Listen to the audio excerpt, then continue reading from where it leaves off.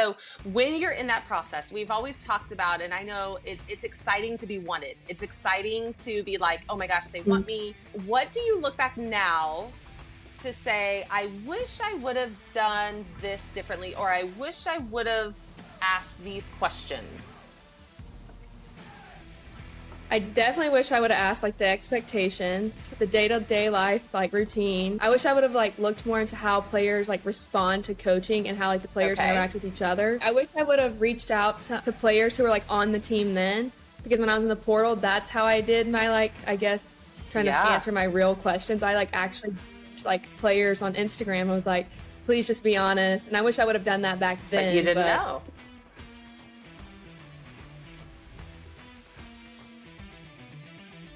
Welcome to the Weekly Dose. My name is Jamie Southern, and this week we are so excited to have Baylea Brandon giving us her advice and her tips on what she might have wished she'd done differently in the recruiting process, what she values now looking to play in college, and about recruiting and how to talk to college coaches. And this last week, we posted about making those decisions as a family of finding a team that's right for you. And so I thought it was perfect timing to bring in Baylea to give us her opinions and give us her thoughts, because what we value from a team or an organization changes season to season, year to year. So I want to give you a little backstory. I used to give Baylea pitching lessons until she was about 12.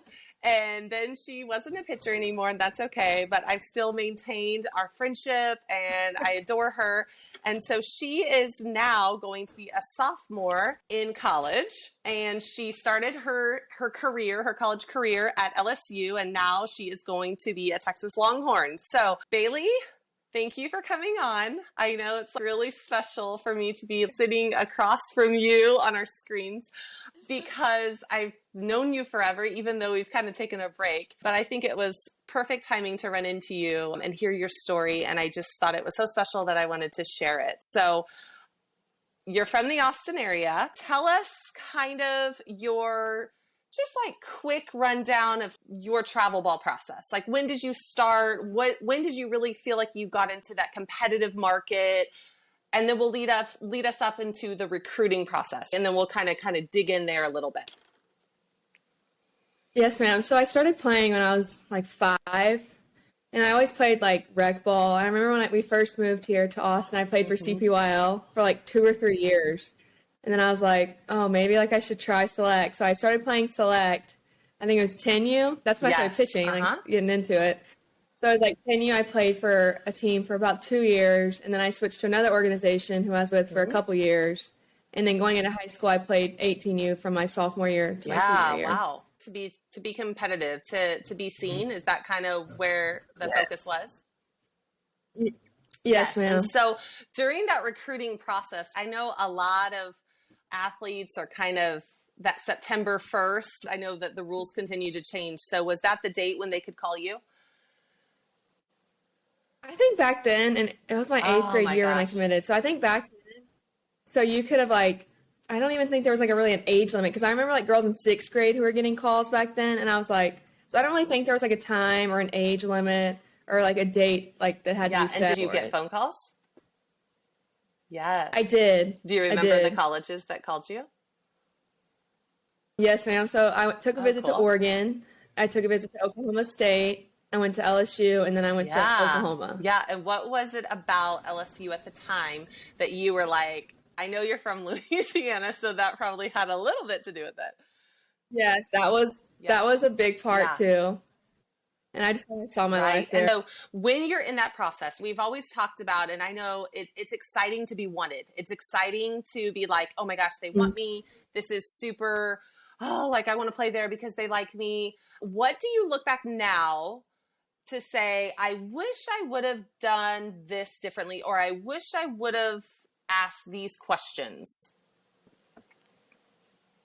I definitely wish I would have asked like the expectations, the day-to-day life like routine. I wish I would have like looked more into how players like respond to coaching and how like the players interact with each other. So you're talking about like what you're talking, you're sitting and watching a practice, like really observing the interaction and the communication and just getting a feel for their relationships. Yes, exactly. I wish I would have reached out to players who were like on the team then, because when I was in the portal, that's how I did my, like, I guess, trying to answer my real questions. I like actually like players on Instagram. I was like, please just be honest. And I wish I would have done that back then. But you didn't know. And I think another thing is to ask is about the roster size. Shared with me that LSU had this last season 30 players on their team, and that is a lot. I mean, when you really put 10 on the field or 10 in the starting lineup, and you know, we need some pitchers, we need some catchers, we need some extra players, but 30 seems like it's hard to run a good practice or get a lot of reps. Was that the case? College isn't equal,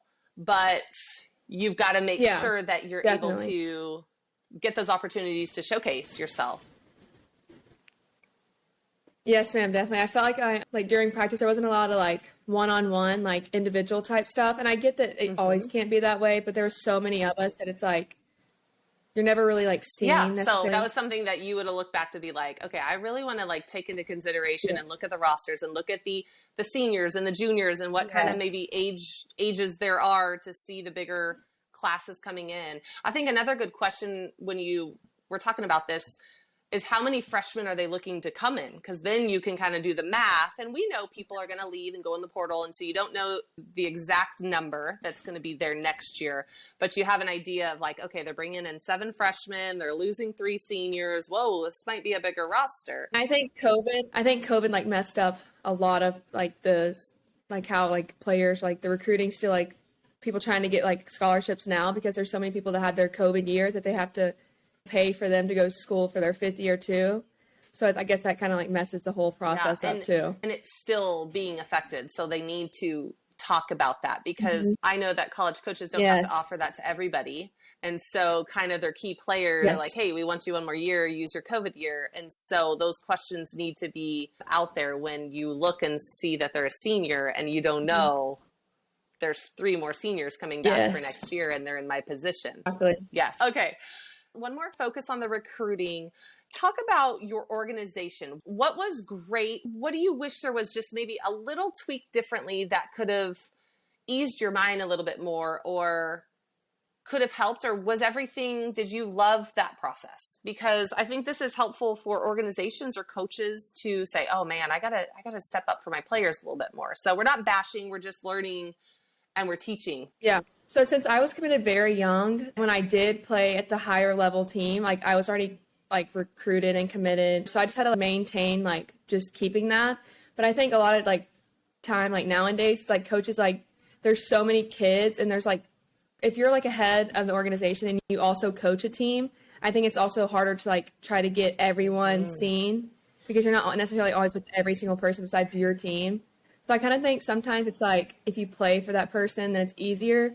But if you play for a team lower that doesn't really have someone like with the connections, then I think it's also could be very hard. So did you have to see, because you were already committed, but did you have to see some of your teammates having to put in a little bit more work and like going to the camps, sending those emails? Is that something that really works? Yes. So I have a friend right now who's in high school, actually. She's going to be a junior, and she's gone to so many camps. She posts on Twitter all the time, and she's always emailing and like DMing them like about camps. And I was like, I never had to like do that. I think I've been to like 3 camps, and then it's just like over with for me. But I was like, thinking about it now, it sucks. Like it's very hard. I feel like the game that we're supposed to just love becomes this job that we have to sell ourselves and do all that. And so it's different. I didn't have to do that either. Like it was old school where I didn't go to any camps except my local one, my local college, Fresno State. And so there wasn't technology. I mean, I have like handwritten letters from the coaches. Like it was simple. It was simple. And so, you know, going out in the recruiting process for those coaches was important because that was really the only time they could see you play because they didn't have games live on, you know, the GoPros and all that. So you have to sell yourself. You have to go to the camps to get in front of the coaches and ask them those real questions. We talked about this on one of my videos is, you know, being able to get that honest feedback from them too. Do I have a chance to play here? Is that something, are you interested? So I can move on if I'm not, or do you have another connection. Give me your opinion. Do you think I'm like a mid-major D1? The more input we get from our organization coaches, our high school coaches, college coaches, then it just leads us down the right tunnel so we're not disappointed maybe after that first year. So now you enter the portal, and just give us a brief, you don't have to go into all the details, but give us a brief reason, the top 2 reasons why you wanted to leave LSU and find a different program. Okay. Well, I can give you 3. So I just feel like it wasn't the fit. I didn't get my opportunities how I wanted to, and also the roster size. And I knew that it wasn't going to change because only a couple left, and then double was coming in. So that wasn't like a change for me. So I was like, there's kind of no really point. I saw like as like pointless to just stay here. And when you say the fit, because that word's so gray, like what should girls that are in that recruiting process or going on recruiting trips, how can they find that out? What do they need to look for to see if it is a good fit? So I think the number one sign that came to me was like, so I'm a hitter, obviously, and how they taught how to hit was not how I've always grown up hitting. So that's like another thing I definitely looked into, is like how coaches are teaching things. Because if you're growing up your whole life being taught to pitch a certain way, and then when you get to college, they want to completely change it, and it just doesn't click with what you did, what got you there. Yes. Okay. So finding the styles. So a lot of pitchers watch these shows. So you have to kind of figure out and ask those questions to your pitching coach and the pitching coach in college to say, what would you change about me? What do you like about me? And figure out if that's a good fit coach to player, right? And then there's also player to player, right? Is this a team that is going to encourage you and build you up, or is it, there's many teams out there, like we're not going to deny it. There's tons of travel teams that are very individualized and they're selfish and they look for themselves. And I'm not saying LSU's that. I'm not even going to ask you that question, but it's something to look at. The fit goes player to coach, player to player. For pitchers, it's like pitcher to catcher is very important too, you know, and seeing how they interact in practice with their pitchers. And are they giving high fives? Are they kind of just, you know, jogging off the field, not having that communication, which is really important. So you're in the portal. You get in the portal, and how exciting, because you didn't do this since 8th grade.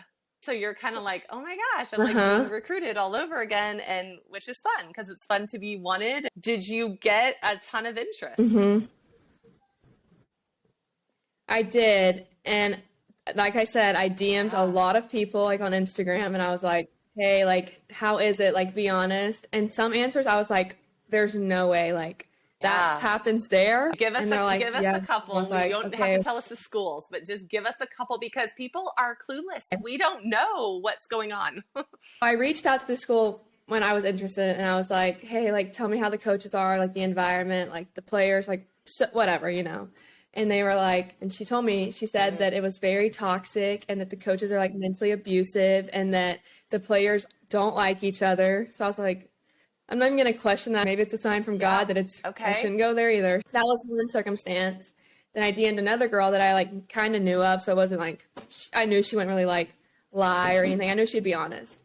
And she said that the coaches make the players like lie about what they like do at practice and like how their team culture is. And like, it's not really like how it's like presented to like, I guess, the media of the world.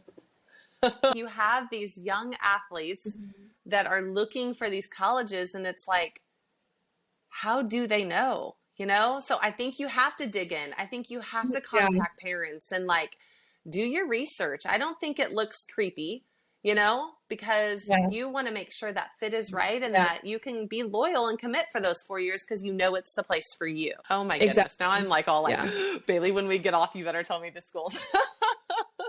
Okay. So you choose Texas, and tell me why. So I just want to, as I was like watching them like in the World Series and basically the whole season, even when we played at Texas, like every single time they played, it was like a whole new lineup. Like if something didn't work, it was always changing. And I feel like that's what I need. Like I need to get opportunities like to be seen and like to show what I can actually do. And I feel like I can get those opportunities at Texas because he is the type to just, if you're not doing good, you're out. If you're doing good, you're in. And I personally think that's how it should be anywhere. So I feel like that's why. And he also just wants to win. Like, it doesn't matter how he wants to. Like, he just wants to win. Like, doesn't matter who's playing. So that was another reason.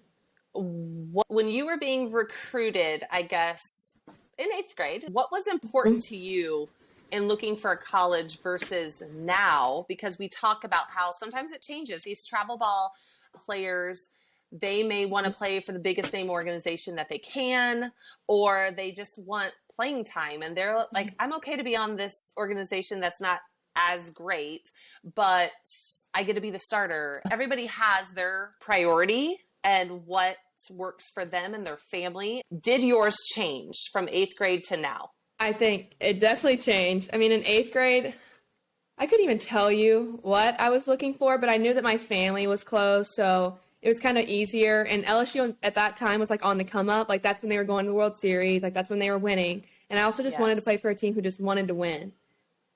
I think those two are like the driving factors of it.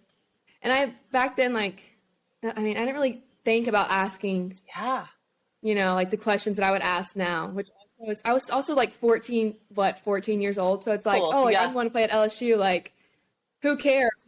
Like every little girl's dream. And so I guess that mindset got me there too. You're like, it's shifted what you want from a program. And I think it's so important for everybody watching to know that they're recruiting you, but you're recruiting them. And it's where you're moving. It's where you're spending your time and your money and your education to be at a place. And there has to be more than just, oh, they want me to play there and they're offering me this much money. Let's say yes.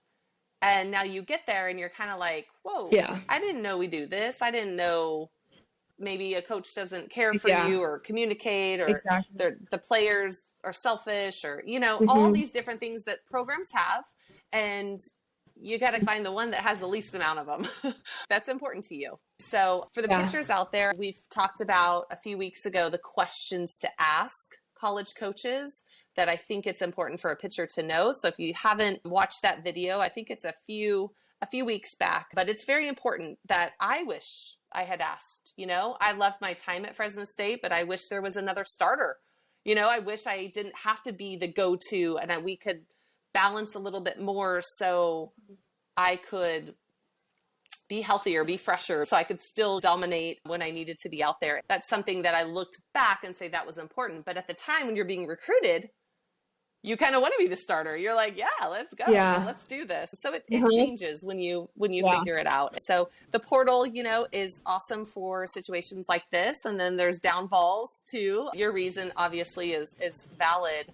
But if we can eliminate that for these recruits to say, you know what, like, I want to find my place from the start, then I think your answers and your advice is very valuable to them, because we just see the TV. Like, we just watch y'all on TV, and like you said, you can see this image of them or their social media, and you're like, gosh, they're always laughing. They're always smiling. They look like it must be rainbows and butterflies over there. And it's not.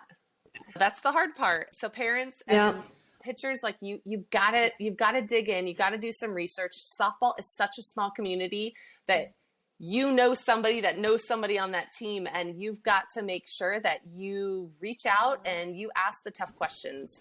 And I think you ask the tough questions to the coaches on your recruiting trip. It's awkward. It's hard, but it's something that's needed. And so, Baylea, we are excited that you're going to Texas, because obviously we are in Austin right now. So my daughters will be rooting you on for sure. And they're looking forward to their hitting lesson, because we just signed them up last night for CPYL, where Baylea started.